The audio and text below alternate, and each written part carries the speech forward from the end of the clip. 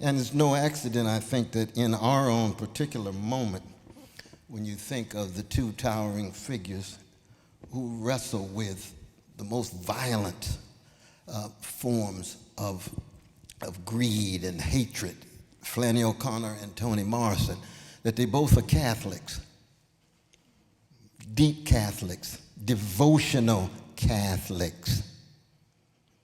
And for them, the sacramental conception of the world, which is what? Which is bloody. So that the transubstantiation is not just a theological one, it begins with the blood of those catching hell. And it could be anywhere in the world. It could be in the Middle East, it could be in Africa, it could be in Asia, it could be in Europe, it can be in New York, it could be with indigenous, whatever it is. You have to engage that. And that's when you talked about the paradox of matter, with that powerful critique of James, again building on Carolyn Bynum, right? The sense that the immaterial is always material.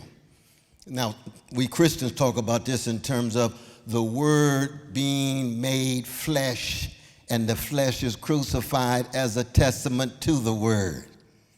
That's the story of Martin Luther King Jr. That's the story of Fannie Lou Hamer. That's the story of John Coltrane's Love Supreme. So that love that Julian was talking about becomes a question of how funky, how bloody, how concrete, how corporeal will you be and still come out with a sense of possibility. But most of our cultures deodorize, sanitize, sterilize on the surface, so you never get to the funk.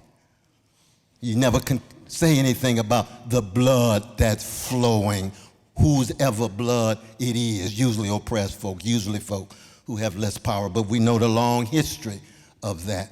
And I think the younger generation, because you and I, we're not spring chickens no more, brother, that we got to pass this thing on to the younger generation. How do they gain an accessibility to this rich variety of traditions that can be empowering? How do they enact it? By means of example. They see what you say and do and not say. They see what I say and do and not say. And of course, we're all cracked vessels. We all try again, fail better, as Samuel Beckett says. But we want to be good failures. You know what I mean? When they put us in our coffin. Good failures. We failed because we couldn't pull off what we wanted, but we tried with every fiber of our being.